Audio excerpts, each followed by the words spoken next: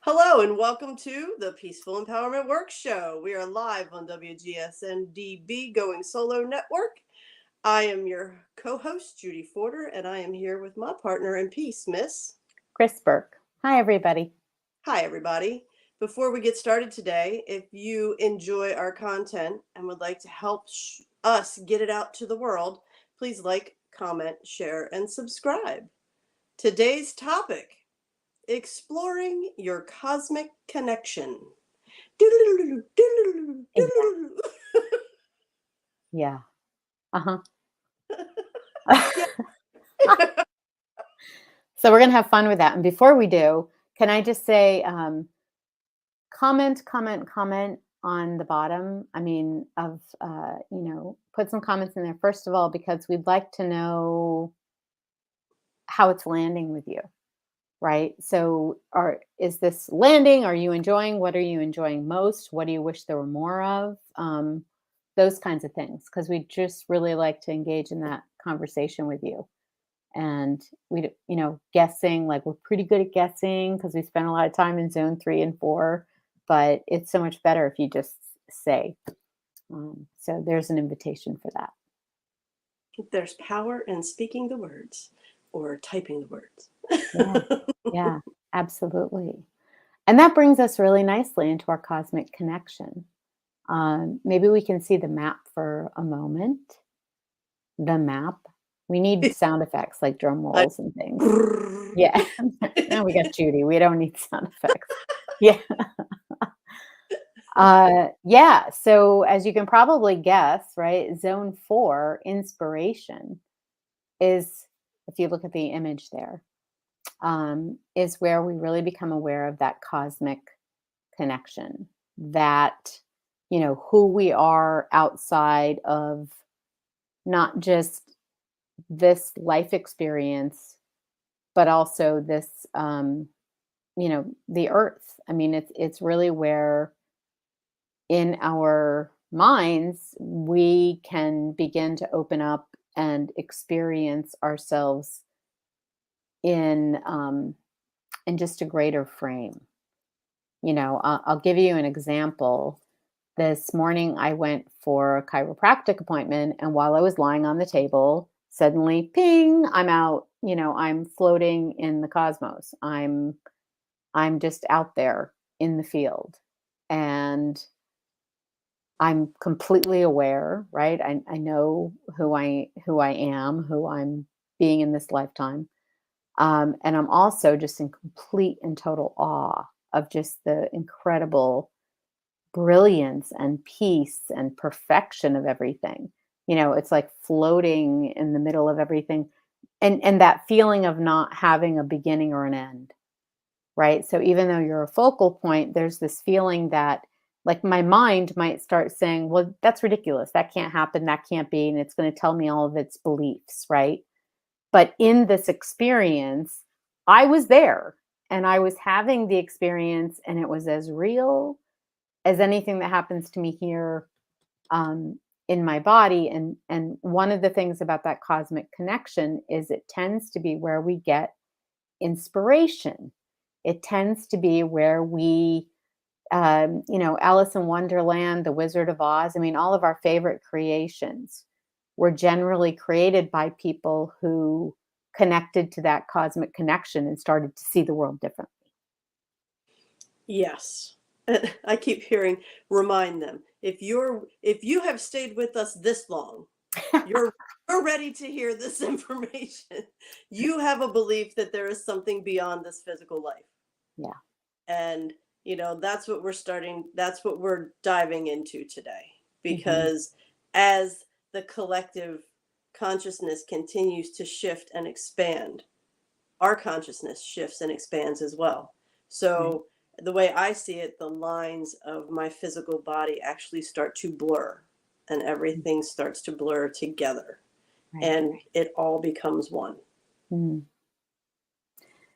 Yeah, absolutely. And conceptually, like, it can be hard to try to figure out what's happening, which is why I think we were so guided, and have had such good success with doing experiential learning and really relying on what's your experience. We don't necessarily have to know what happened. Um, we won't know why it happened. And we probably will never know how it happened. But that doesn't mean, but we can pay attention to the experience and how does having that experience change the way I think and feel and behave, Mhm. Yeah. right? When we can get beyond dissecting every Mm. experience as Yeah, into the whys and the hows. The whys and the hows dissection keeps us in zone 2. right. Zone 3 is okay, this is something that happened for a reason, and we trust that it happened. But zone 4 is where we really start asking that question, Kris. That was perfect. We start asking that question of, okay, how does this serve me moving forward? Hmm. This experience happened. How does it serve me moving forward? How does it feel to me right now? Right.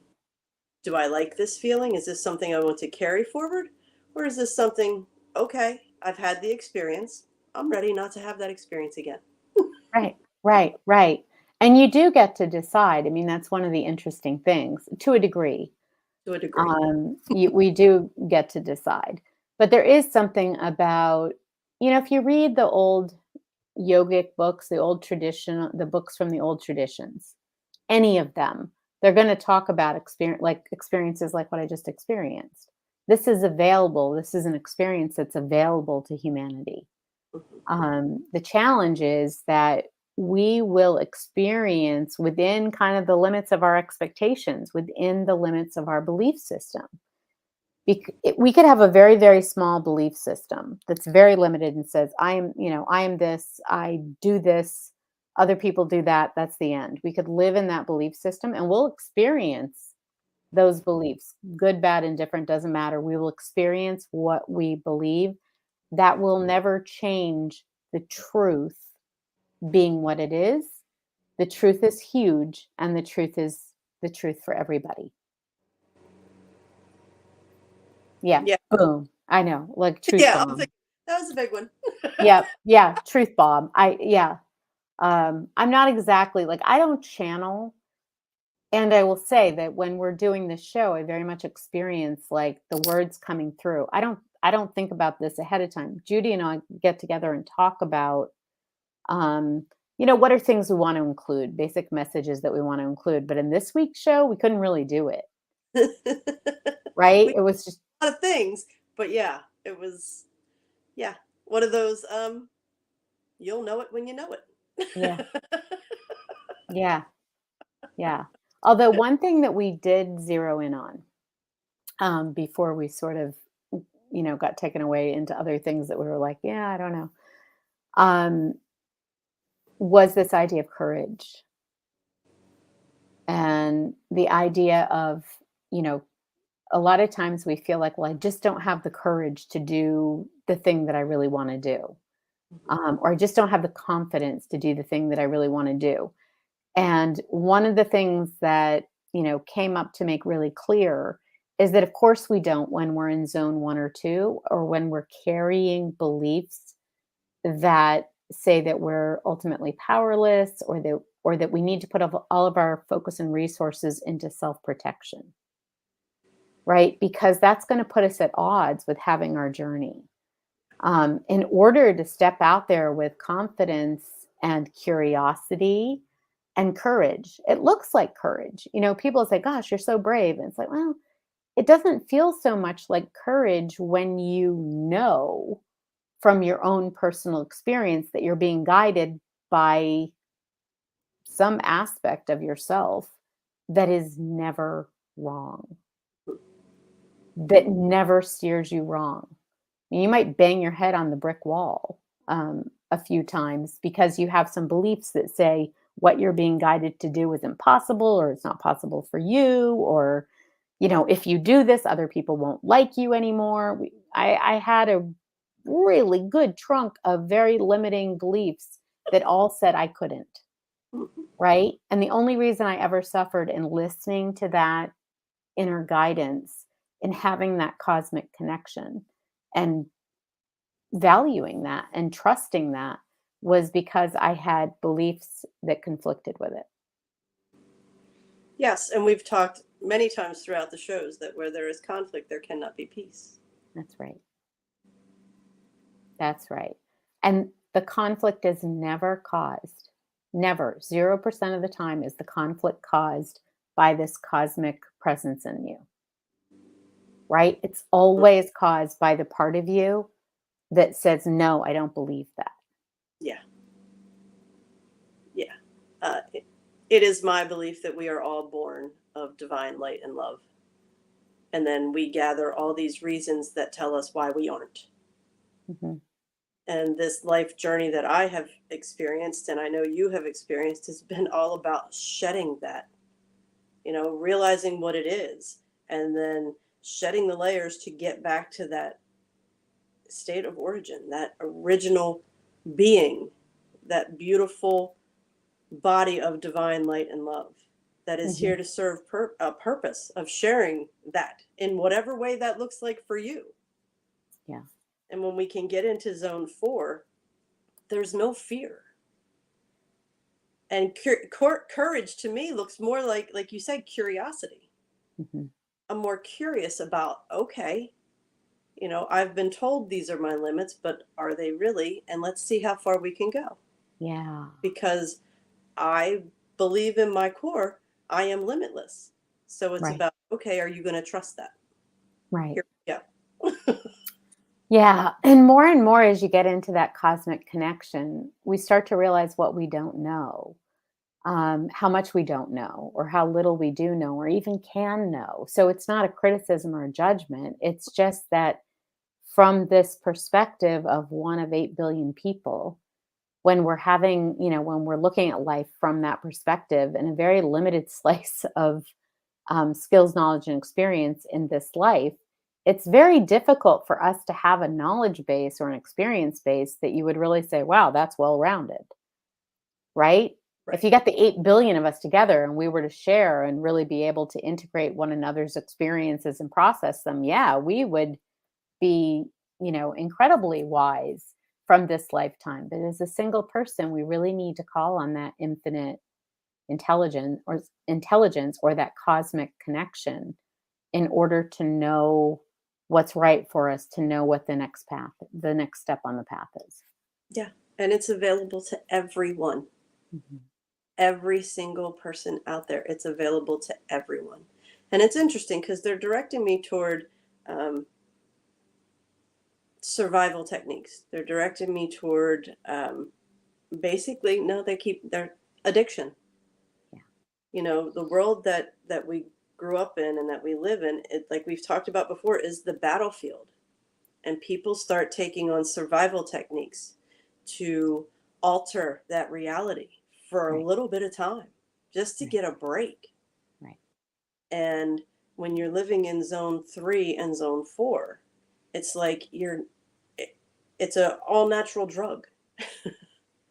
Yes. It's the universe's way of saying, yes, this is your reality that you don't have to escape from. You can choose to be over here with us in the oasis.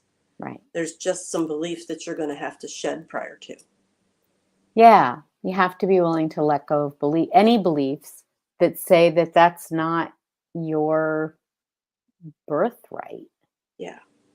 So whether it be drugs, alcohol, or whatever it is that takes you to that place where you can just get away for a little bit, where you're going, you can get there without the Mhm. substance, without whatever it is that, because you said something the other day when we met about this show, and it stuck with me, and it was about, oh, I can't,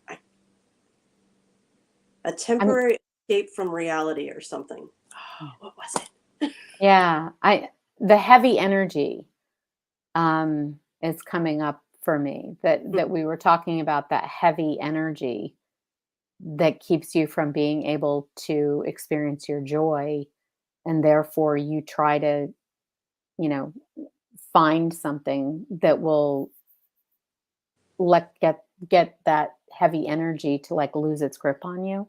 I Hmm. know those aren't the exact words, but that's what's coming. Yeah. Um, Yeah. And it's, it's very temporary. It's just for the right now. yeah, And, you know, through the work that we do at Masterful U, we can help you get to the point where you don't need that temporary, because mm, it becomes your truth, your reality. yeah, And that's right. again, it's all experiential. We wouldn't be able to sit here and have these conversations with you if we hadn't experienced it ourselves. No, no, absolutely not. And in fact, I know we were talking about the fact that we're trying to avoid looking at the truth of ourselves because we think, I remember now, yeah, Yeah. because we think the truth of us is shameful. That the truth of us, if people knew the truth, like, oh, I drink too much or I eat too much, or sometimes I watch TV in the middle of the night, like whatever the things are that we've told ourselves are inexcusable. Hmm. Um, we're focusing on trying to hide what we think is true. And yet, meanwhile, all of that stuff is just our beliefs and our coping mechanisms. And those addictions are just our way of trying to give ourselves relief from what we believe. The truth. Over in zone 3 and zone 4, you start to discover the truth of who you are and why you're here and what is yours to do and how this world works through experience, not through concept so much. Mm-mm. But through actual experience, you start to notice, oh, when I declare this, that happens. When I ask this question, answers come. So you start to really interact with the universe and you start to see yourself in the true light of who you are. And all of a sudden, the shame, the guilt, the need to escape your reality, it just falls down around your ankles and like slides away because you don't need it anymore. And you can't even buy it anymore. No, no. And it all starts with you. When you are kind and respectful to yourself, when you are kind and respectful to yourself, let that sink in. Just kind and respectful. What a lot of us believe is basic human kindness.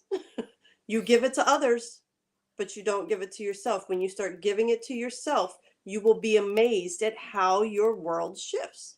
Yeah, We are absolutely. the ones that keep us in that prison. Hmm. We have the key to open the door.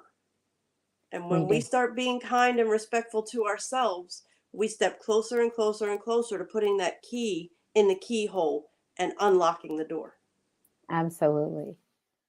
Yeah, that's a great way of thinking of that.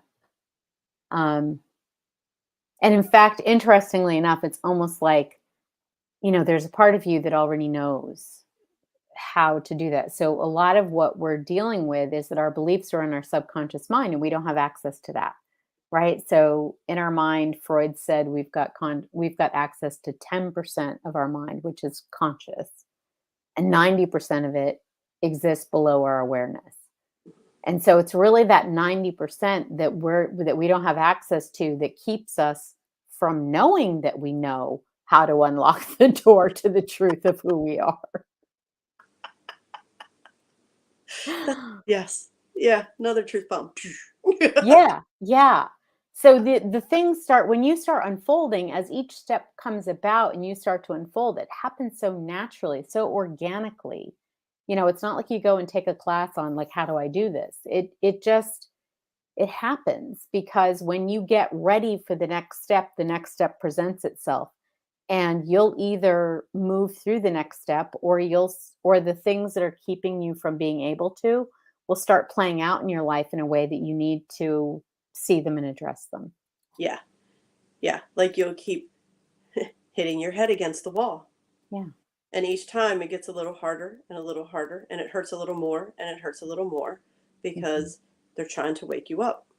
Yeah. There's something that you need to pay attention to here. Yeah. Yeah, absolutely.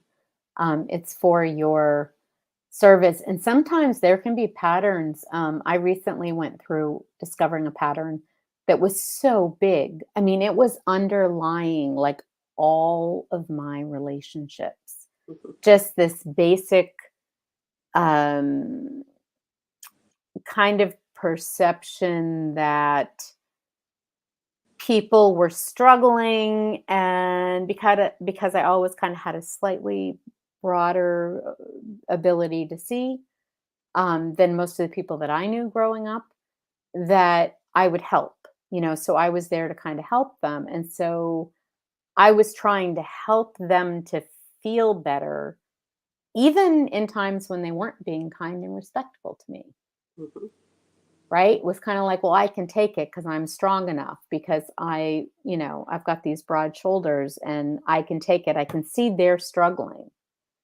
And I had to have some people get really, um, kind of mean for me to kind of, what is going on? Why are people being so mean?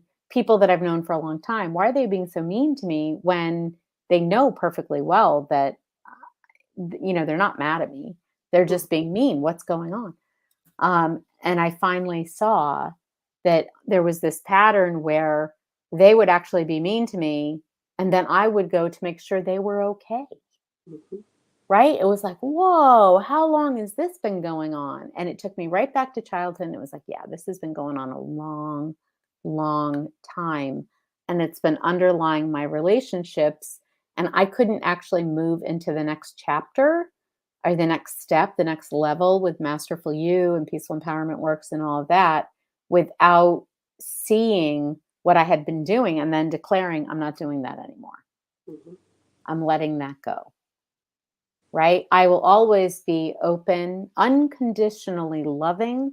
That does not require me to give people a club and say, here, beat me, and then let me make you feel better for having beaten me. Right. Yeah. Yeah. And that was huge. It's changed every relationship in your life. Just boop, like Yeah. that. Yeah. Everything. Yeah. Yeah. Yeah. Yeah. Well, everything feels different Hmm. because there's a different energy working that shows up. So it's like maybe before the relationships were happening in a sandbox, and now they're happening in a swimming pool, right? So it's like the context, the environment changed. Hmm. Yeah, so it feels different, even though there's a lot that's familiar to it. Hmm. And the interesting thing with me, I experienced something very similar to that. Um, with, you know, uh, I'm just going to throw it out there with my daughter. We Mhm. were struggling to communicate, and she was a teenager. So it was all about her feeling the teenager emotions and me feeling like I had to do something to fix it. Yeah. So I was constantly in this state of, did I do something wrong? Did I say something wrong? Is it about me? Is it not about me? So we Mm. finally had a conversation and we both agreed. We're like, look, if our mood or, off energy doesn't have anything, we're going to assume it doesn't have anything to do with each other. If it does, we're going to let each other know. Yeah. And that set me free. And if I Yeah. can do that with her, I've been able to do it with everybody in my life. Right. It shifted everything Yeah. because I then stopped. Is this because I did this when she was 5 years old? No, just cut it out. Right. She would even say, Mom, it's not all about you. Yeah.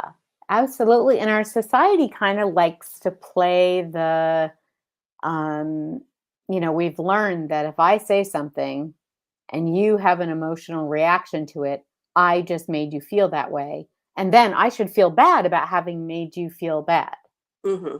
right? Which, if you really think about that just from a rational perspective, how could I possibly know what your triggers are, Right.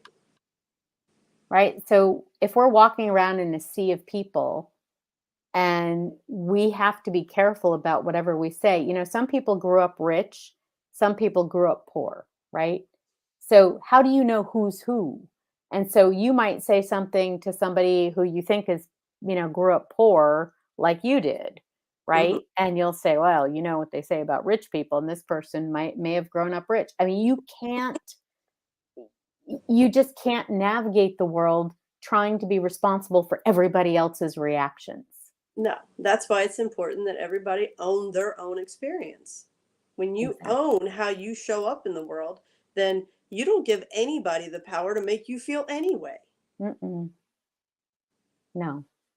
No, and you get to work, you take responsibility for cleaning out your emotional trauma trunk, right? Mhm, As we talked about, for cleaning out your house, for getting clear on how the maze works in our society, what the different paths through, what the different rewards and costs are, so that you can really consciously decide, like, yeah, I'm choosing to play this game. And when I get to a place where this game isn't working for me, it's my responsibility because I hold the power to go inside and rethink how I'm approaching this.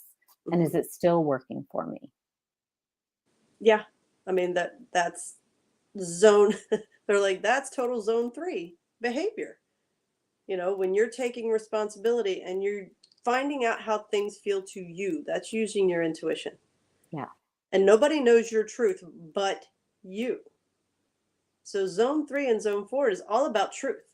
And the Mhm. biggest shift I've witnessed in Kris is it's hilarious Oh, because if no. something doesn't feel true to her, she'll say, "Well, that doesn't feel real," or "That feels made up."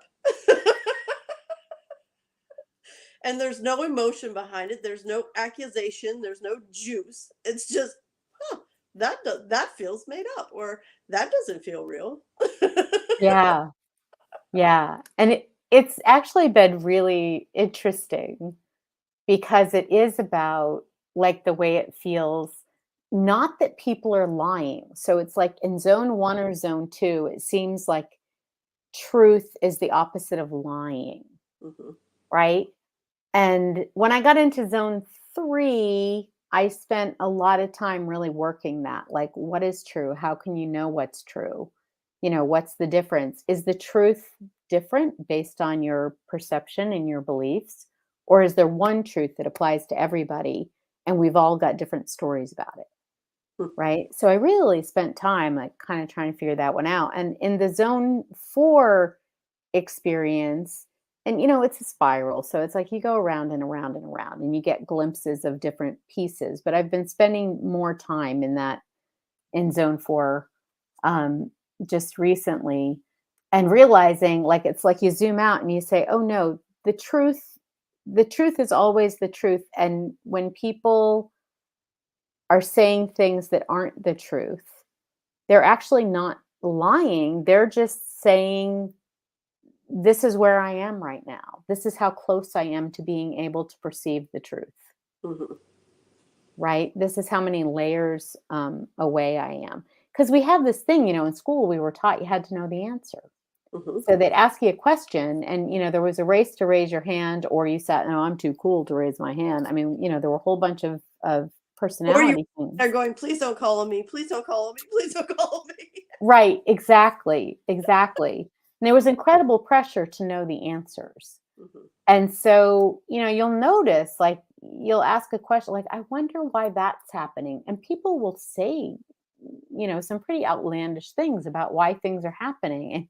And I remember as a child, I used to think, really?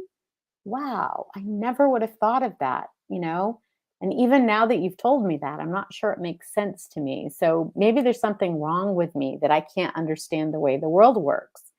And now from this other perspective, people say things and I'll be like, huh, that sounds made up. and, and I'll say it out loud. And the funny thing is, they're not offended by it. mm-mm. No, and this is, one of the other many ways Kris and I are different. When I was a child, my father told me that ducks had really long legs that walk across the bottom of the pond, and when they come out, they fold up underneath of them. So I, being me, share that on the playground in kindergarten. That required a parent teacher conference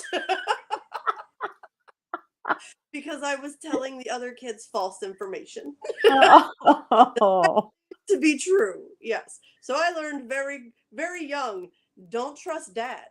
Dad's a bullshitter. right, right.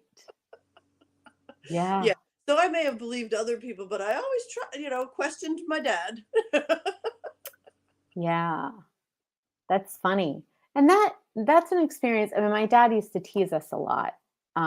He'd tell us that we were lost when we were on a road we'd never been on before, but he knew exactly where we were. Hmm. And I remember trying to figure out, like, Yes. we'd be teasing back, like, "Oh, come on, you know where we are." And he'd be like, "No, I really don't. I think we're really lost. I sure hope we can find our way home."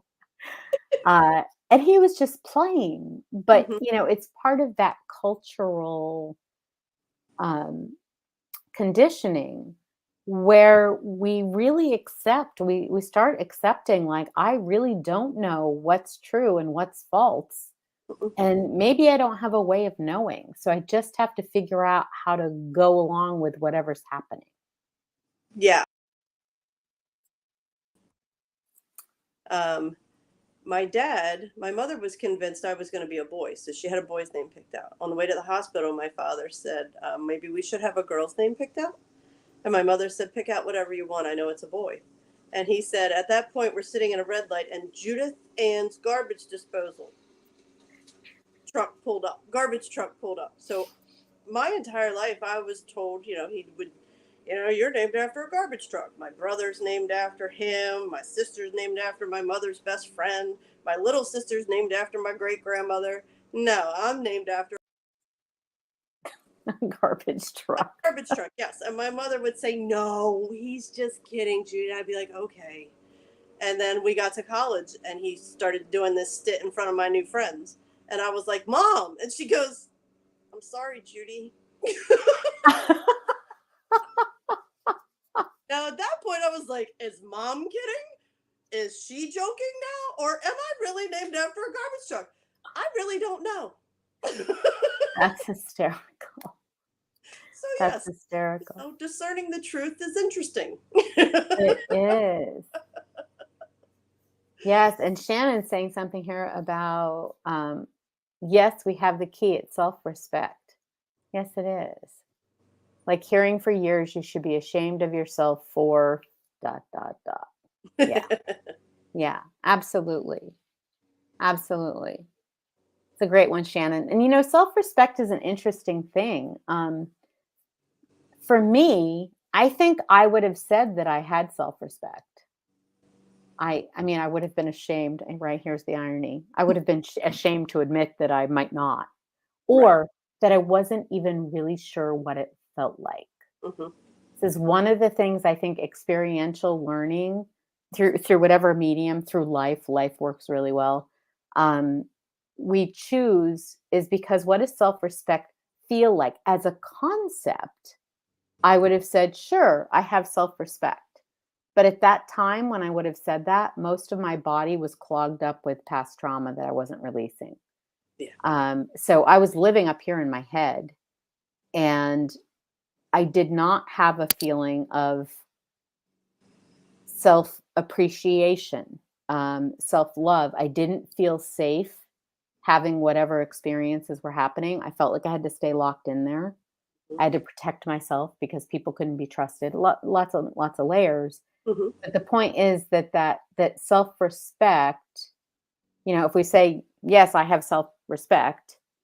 Do you experience self respect? Do you experience, and what is that like for you? Right? Yeah, It's like taking it deeper. that's an excellent point. Has it been modeled for you? Right. Are you surrounded by people that demonstrate they have respect for themselves? What are we Right. seeing? What does that look like? Right. Because again, we have nothing to compare it to. So when we start doing this work, and that's what I always tell Chris, you start to feel better. And Yes. sometimes you don't even realize what's going on. You just know that you're feeling better. I know when I started this journey, how many years ago, I just knew I felt better. So Mhm. whatever I was doing, I kept doing. Yeah. And that's when everything started to unfold. So Mm. when you're living in that zone 3 area where you're curious and you're asking questions and you're letting go of these beliefs and you're feeling better, when Chris said it's a spiral. If we spiral back, when we spiral back into zone 1 or zone 2, it doesn't feel good. So we Mm-mm. recognize it sooner Yeah. instead of staying in the soup Yeah. longer. We're like, oh, this is hot. I don't like it here. Yeah, and if that's all you know, exactly, Judy. If that's all you know, if you're kind of living within the same kind of patterns that you grew up with, and that's all you've ever known, how would you know that you how you feel, Right. right? That it's like going into zone 3 is really about asking what else is there and really good questions to ask. So I just got two things. Two things to know. One, when people ask you a question, like I had somebody call the other day and say, "Can we talk to the person who's in charge of the electric bills?" And I said, "No, have a good day." Click. Right? It was like, no. I mean, there was no I didn't have to explain. I didn't have to it was just thump, no. You cannot. That's the experience of self-respect for me. That was Mhm. not a good use of my time. I was polite because being being kind and respectful is important to me. That's how I feel good about being me. Um, and what was the other there was another thing. Oh, asking questions instead of saying, just as a suggestion, instead of saying, "I want this," how about saying or asking, "What would it take to give me more joy? What do I need for more joy? How much joy can I hold?" Right? What's the most joy I can experience? What's the fastest path to to bliss, to celebration, to happiness, to peace? Whatever the things are that are important to you. But when we say, "I want this," usually we're saying it because we think it's going to create a different experience for us. And it might, but it's also true that because we don't know what all of our options are, we might be guessing that a certain thing will deliver an experience when really it's something quite different that will light us up. Okay. Yes. Don't limit yourselves with expectations. That's all I keep hearing. Yeah. When you're in connection with your cosmic connection, when you're exploring it, like we said, there's no boundaries. It's blurred lines. Yeah. You're expansive, is the word I'm hearing. Mhm. Allow your mind, your heart to be expansive. When you're in zone 4, you work from your heart, not your mind. They may meet in the middle. I'm hearing they may meet in the middle, of course, but you are heart forward and you're trusting. You're um, you're living in love, joy, truth. Yes. And your mind starts it starts writing stories that resonate with the heart's experience. Hmm. Right? So instead of kind of saying, "I can't believe she said that to me," which was the kind of thing I probably thought 100 times a day at one time. Now it's like, "Aw, she's having a hard day." Hmm. Right? Because the heart's much more of a compassionate character. I mean, it's a more compassionate energy, and it's not in the business of, am I better or worse than the other person? No, Because the heart knows, that's made up. I was going to say the heart shows truth, Yeah. and when you Yes. see truth, some people fear truth. There's no reason to fear truth. No, the truth is delightful, and it's interesting because I just realized in this moment that I know when my head is saying things that aren't true. Hmm. So that's part of why this part of, this little leg of the journey has been really interesting because, if my head makes things up, which is what the head really likes to do, Hmm. when it makes things up, my heart's kind of like, "Oh," I mean, and that's the end of it. Like it just doesn't grab onto it and say, "Let's write a best-selling, scary novel out of this." They want to go back to the truth is delightful. Yeah. In the beginning, there could be challenging truths, truths that are difficult to swallow. Now, Kris embraces truth because in that truth, you have the power to decide how you move forward. Yeah. Are you going to go forward, heart forward? Or are you going to continue to sit there and let your mind mill and mill and mill and deny truth? Or And beat the crap out of you. Yes, and beat the crap out. So, finds truth delightful. Sometimes some of us still struggle with painful truth, but we know that in the truth holds all the power. Right. That's where it all lies. Right. So stop fearing it, face it, so you can move forward instead of staying in the loop. Stay Yeah. out of Yeah. the loop.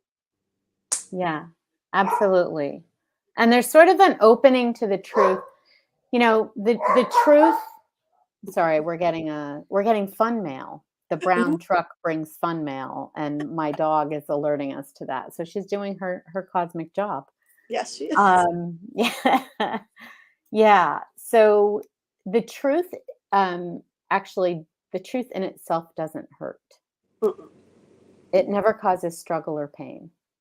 Where the struggle and pain come from is the fear of what that means for the belief that we were holding before, Right.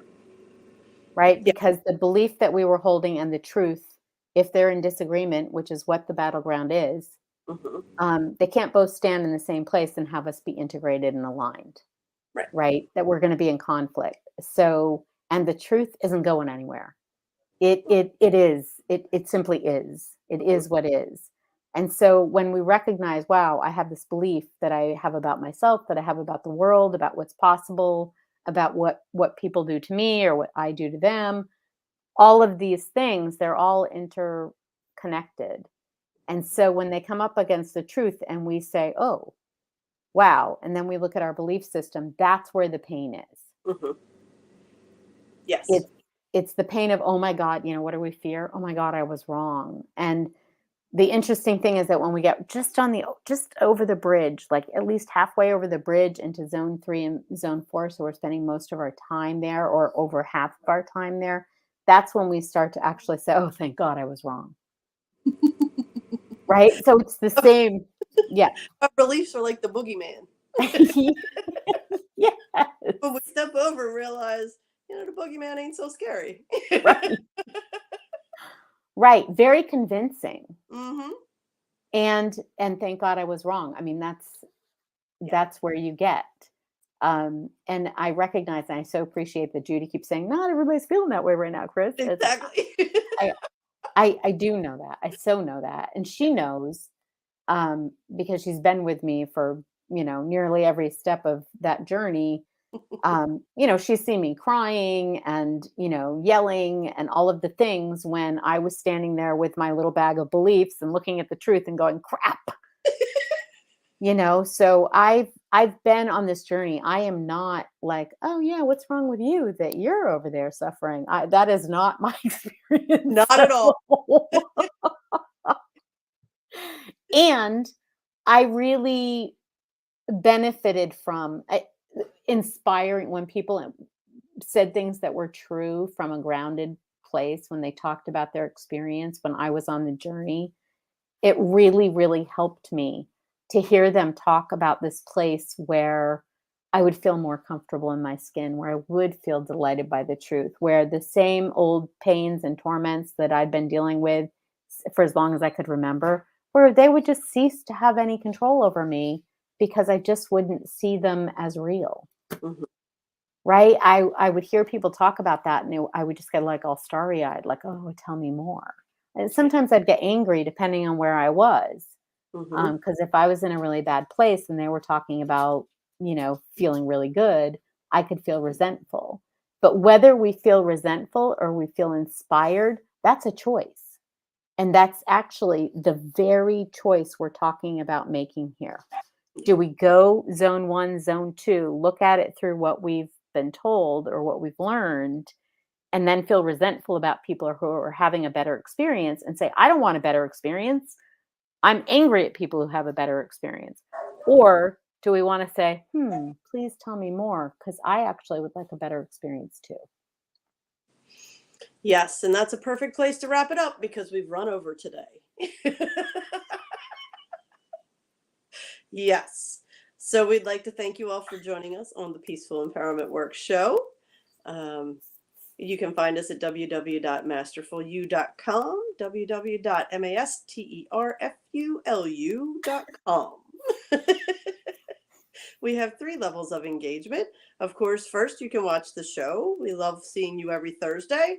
We have workshops and we have a 12-week program. So you can check out the website and see what's the latest and hottest new things coming down the pike. We have a lot of things in the hopper that we're working on and preparing for the beginning of the year. So stay tuned.